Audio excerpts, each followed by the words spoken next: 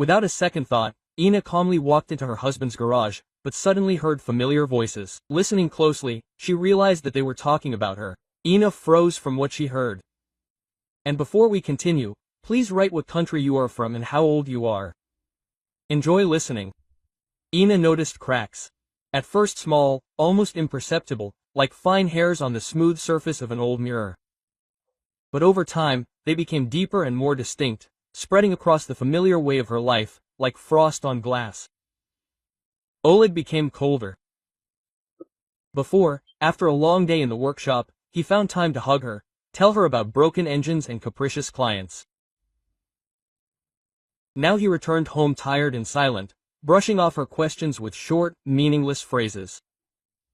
I'm swamped at work, my head hurts. I don't have time for you now. He stayed late at work more and more often. Before, they had dinner together, watched TV, discussed plans for the weekend. Now Oleg said that they needed to finish an urgent order, that the mechanics couldn't cope, that everything would collapse without him. Inna waited for him until late, warmed up a cold dinner, but he arrived when she was already asleep and went to bed without waking her with a word or a touch. He stopped inviting her to the workshop. Previously, Inna loved to go there amid the smell of machine oil and iron. She brought Oleg lunch, helped with paperwork, simply sat next to him, watching how deftly he handled the tools.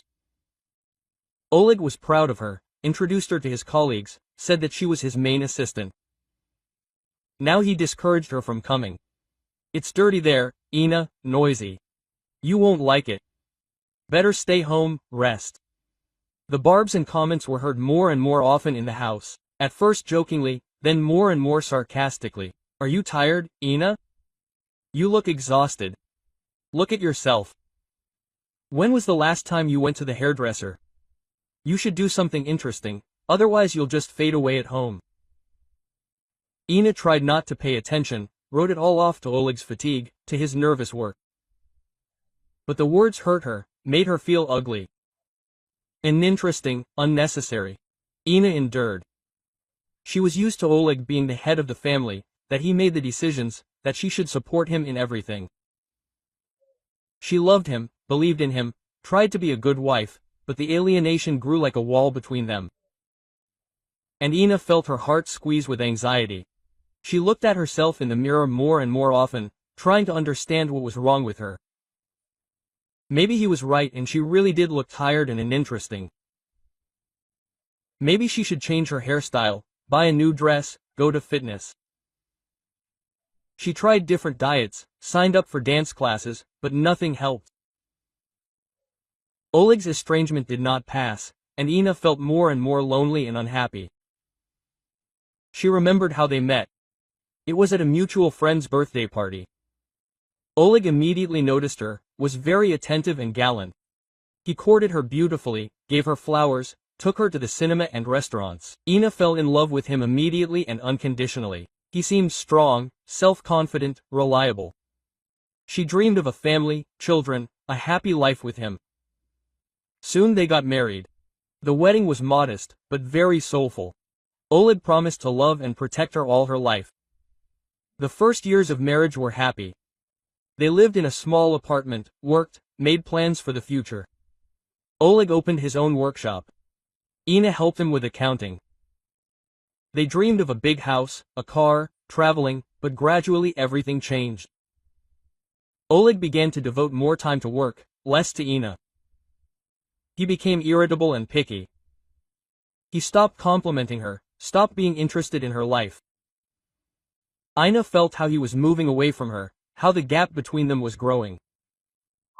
She tried to talk to him, to find out what was going on, but Oleg brushed her off, saying that he had a lot of problems, that she shouldn't worry. He assured her that he loved her, but Inna felt that it was not true. One evening after another argument, Inna couldn't take it anymore and started crying. Oleg looked at her with irritation and said, "Why are you whining again? Don't you have anything better to do?" Quote. Inna fell silent, feeling something break in her heart. She realized that she could not live like this anymore. Her determination to check everything with her own eyes grew with each passing day. She could no longer stand this ignorance, this uncertainty. She had to find out the truth, no matter how bitter it was. She had to understand what was happening to her husband, to her marriage, to her life. Inna decided to surprise Oleg. She knew that he would be in the workshop until late today, finishing a complex repair. She decided to cook his favorite dinner, fried potatoes with mushrooms and pickles, and bring it to him in the garage. She knew that he would be happy, that it would be a pleasant surprise for him. She carefully prepared the dinner, trying not to think about the bad. She wanted to believe that everything could still be fixed, that their love was still alive. She hoped that this dinner would help them get closer, have a heart-to-heart talk, remember old times. She packed dinner into containers, took a bottle of mineral water and got into the car. It was not far to the workshop, just a few minutes' drive. Inna drove slowly, enjoying the silence and tranquility of the evening. She felt a little nervous, like before a date. Having driven up to the workshop, Inna parked nearby. She saw that the light was on in the garage, which meant Oleg was still there. She took dinner and got out of the car. Approaching the garage, Inna heard voices. At first, she did not pay attention to them, thinking that Oleg was talking to one of the mechanics. But then she heard a familiar voice, a woman's, and her heart sank. What she saw made her heart clench with pain. Oleg was sitting on an old car wheel, and next to him, leaning on the hood of a Zhiguli, stood Vika, a saleswoman from the auto parts store.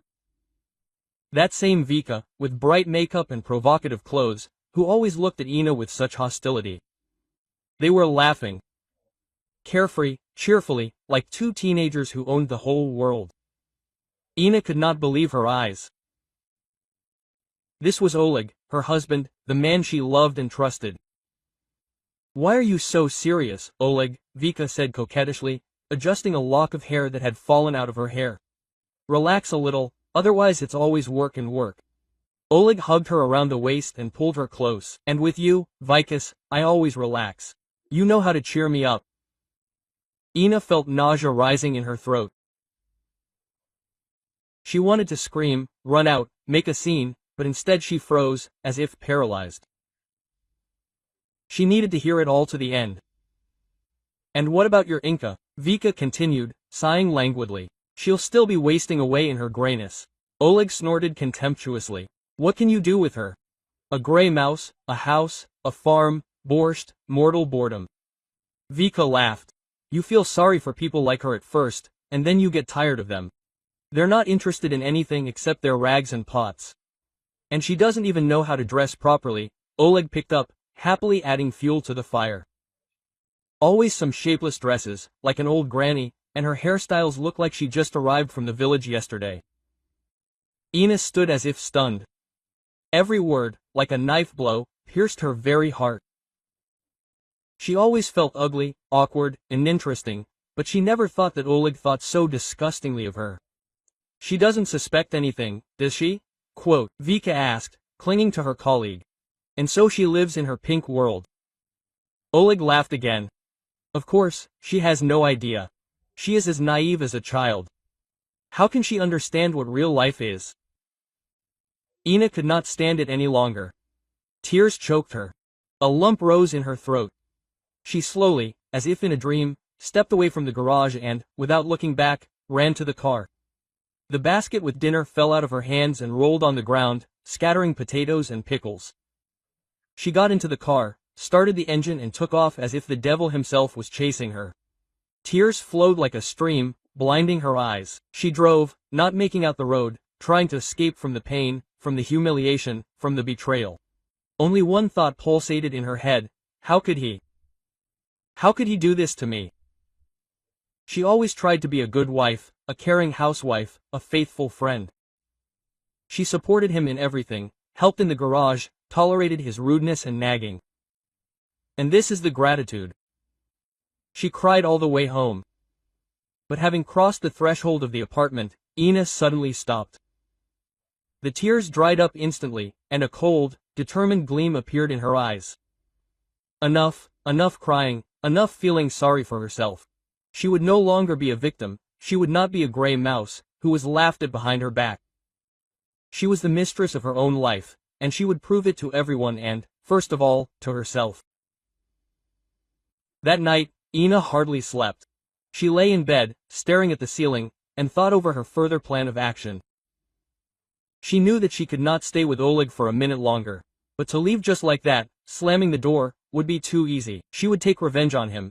No, she will not make scandals, she will not shed tears and beg him for forgiveness. She will act smarter. She will deprive him of everything. Quote. Inna knew that Oleg considered her stupid and helpless. He thought that she did not understand anything about finances, that she was completely dependent on him, but he was wrong. Inna had worked as an accountant for many years, kept records in the garage, knew all his income and expenses, and she had always been prudent. A few years ago, when Oleg began to show the first signs of indifference, Inna re-registered most of the property in her name.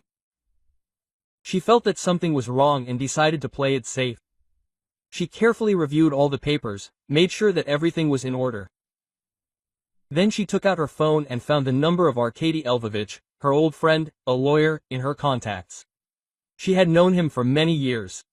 He had helped her with the paperwork for the garage before the wedding. It was late, but she dialed the number. Arkady Lvovich, this is Inna, she said quietly when he answered in a sleepy voice. Sorry to call so late, but I need your help. Inna, what happened? Asked the lawyer, waking up. I want to file for divorce, she answered. Arkady Lvovich was silent for a while. Quote, okay, Inna, come to me tomorrow morning, we'll discuss everything. Thank you, Arkady Lvovich, she said and hung up.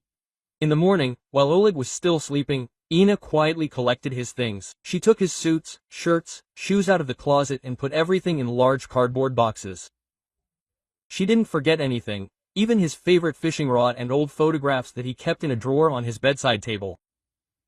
She took all of this out into the hallway and put it by the front door. Then she went to the bathroom, collected his shaving kit, toothbrush, shampoo. She put all of this in a separate bag and also took it out into the hallway. She didn't want anything to remain in the house that would remind her of him. When Oleg woke up, Inna was already waiting for him in the kitchen with a cup of coffee. Quote, good morning, she said calmly. Oleg yawned and looked at her with sleepy eyes. Why did you get up so early? He asked. I needed to do something, Inna answered. Drink some coffee. He took the cup and took a sip. Listen, Inna, I wanted to talk to you, he began, but she interrupted him. No need, Oleg, she said. Everything has already been decided. She took an envelope out of her bag and handed it to him. This is a divorce application. I've already done everything. You just need to sign it. Oleg was taken aback. He stared at the envelope, as if he did not understand what was happening. What? What divorce? What are you talking about? He asked finally. About the fact that our marriage is over, Inna answered. I don't want to live with you anymore. But why? He asked confusedly. Because I don't love you anymore, she answered. And you don't love me either. Oleg tried to say something, to justify himself, but she didn't let him. Don't waste time, Oleg. Everything has already been decided. You'd better pack your things and leave. Go where? He asked. Somewhere where you'll feel better, Inna answered. But not here. Oleg got up from the table and went to the window. He looked out at the street, as if looking for an answer there. Are you serious? He asked finally. Absolutely, Inna answered. He turned to her and looked into her eyes. There was confusion and fear in his gaze. But what about the garage? What about everything we built together? The garage will remain mine, Inna answered. Like the house and everything else. Oleg turned pale. What do you mean? That all the property is registered in my name, Inna answered. Don't you remember? He was silent, as if trying to comprehend what he had heard. Quote, You did it on purpose? He asked finally. No, Oleg, Inna answered. I was just being prudent.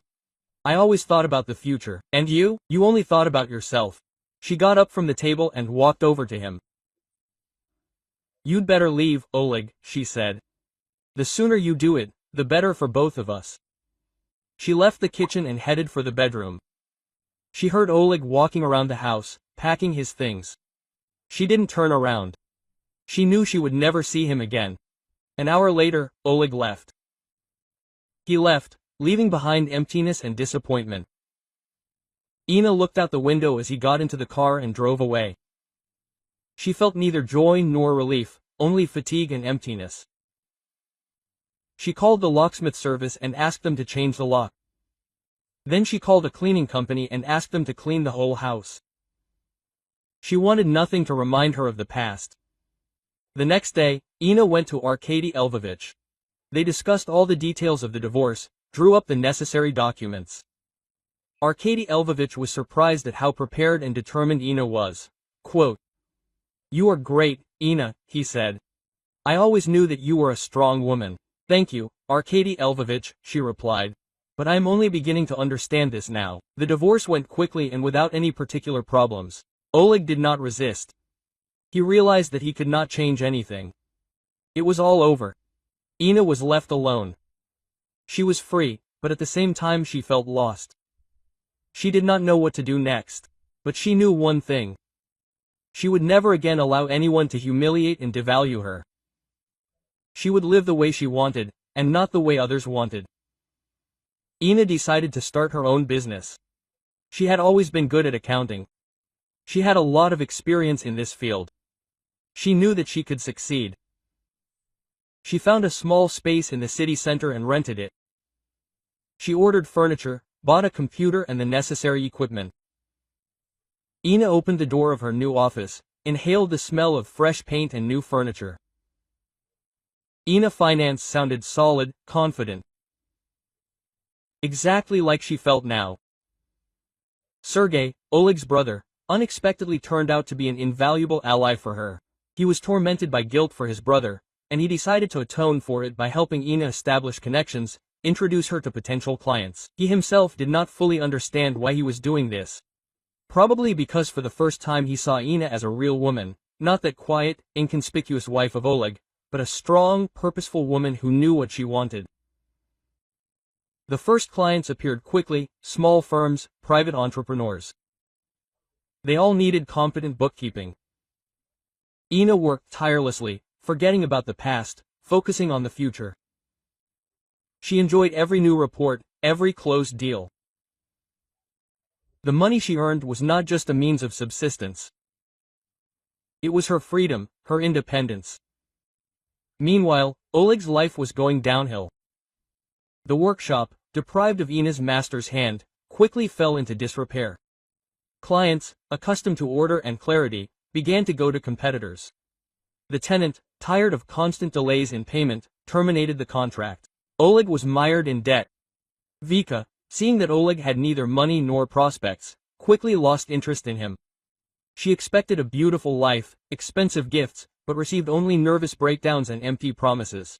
One day, having packed her things, she simply left, leaving Oleg a note. "You turned out to be completely different from what you seemed." Oleg was furious. He blamed Inna, Vika, the whole world for his misfortunes. But most of all, he was angry at himself, at his stupidity, at his self-confidence. He thought that Inna was a gray mouse who would not go anywhere from him, but she turned out to be a strong woman, capable of building a new life from scratch. One day, Inna was driving through the city and accidentally turned onto the street where Oleg's auto repair shop used to be. She had been trying to avoid this place for several months, but this time something made her stop. The workshop looked abandoned. Peeling paint, broken windows, a torn-off sign. In its place now gaped a hole, like a pulled tooth. Inna got out of the car and came closer. Oleg was sitting on the porch. He looked aged, haggard, like a shadow of himself. He was dressed in an old greasy jacket, a crumpled cap on his head. He looked at the ground with a dull look. Seeing Inna, Oleg shuddered and raised his head. Hope flashed in his eyes. Quote, "Inna," he croaked, "how are you?" Inna was silent, examining him. She felt sorry for him, but pity was not equal to love. She saw before her not the strong, self-confident man she once loved, but a broken, pathetic person. "I'm alive," she answered calmly. "I'm working." "I wanted to apologize," Oleg muttered, looking away. "I was wrong. I ruined everything." Inna nodded.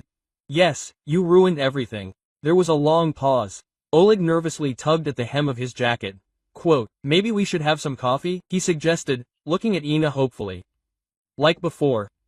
Inna shook her head. Quote, I don't drink coffee with cheaters, she answered coldly and turned to leave. Oleg tried to stop her.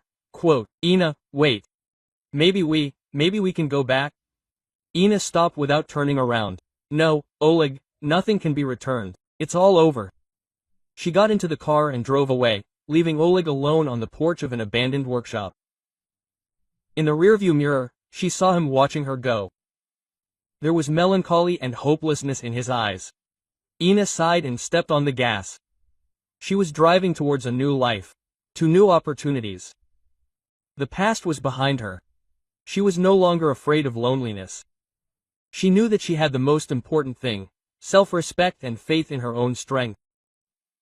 She remembered her grandmother's words, a woman, like a cat, will always find where to fall on her paws.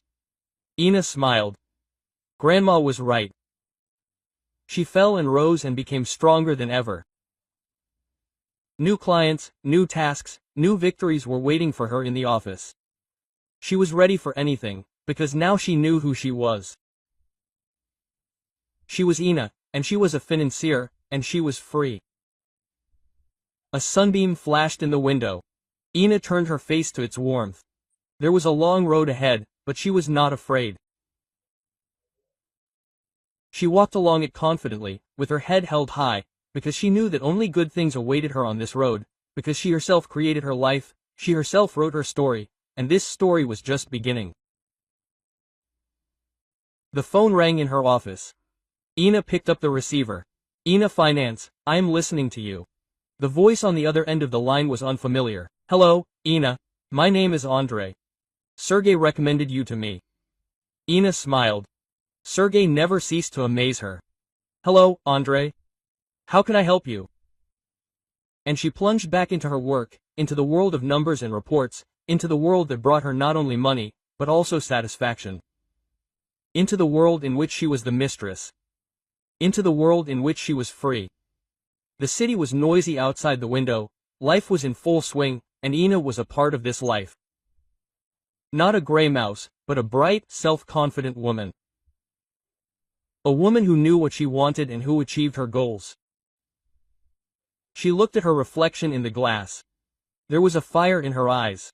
The fire of life, the fire of freedom, Inna's fire.